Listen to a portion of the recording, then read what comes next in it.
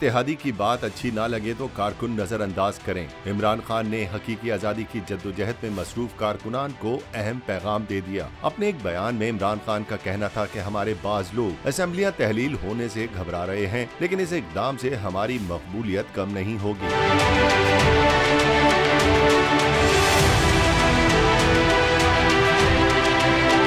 कहा कि किसी इत्तेहादी की बात अच्छी ना लगे तो कारकुन नजरअंदाज करें। इत्तेहादियों की हर बात हमारी लाइन लेंथ पर नहीं हो सकती। इमरान खान का कहना था कि रियासत कौम को वोट के जरिए अपने मुस्तकबिल के इंतखाब का मौका दे। चेयरमैन पीटीआई इमरान खान ने ट्विटर पैगाम में इम्पोर्टेड हुकूमत को आड़े हाथों लेते हुए कहा कि अहले कश्मीर की कुर्बानियों का जिक्र न करने पर शहबाज शरीफ की सरजनिश पर पीडीएम माफिया के जरिए निजी मॉल का सील किए जाना जाहिर करता है कि गुज़िश्ता 8 माह से पाकिस्तान में जंगल का कानून राइज है। इससे कश्मीरियों को भी मनफी पैगाम जाता है। हमारे मुअज़्ज़िज़ जजेस के लिए सवाल है कि क्या वो कानून के मुहाफिज नहीं?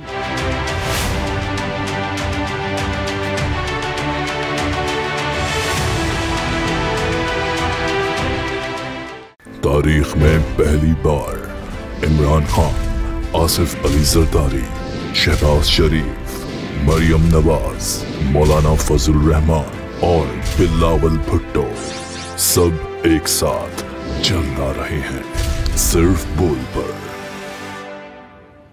सबसे ज्यादा व्यूज और सबसे ज्यादा रेटिंग के साथ बोल आज भी रहा नंबर 1 पर। सब्सक्राइब करें और बेल दबाएं ताकि कोई खबर रह न जाए।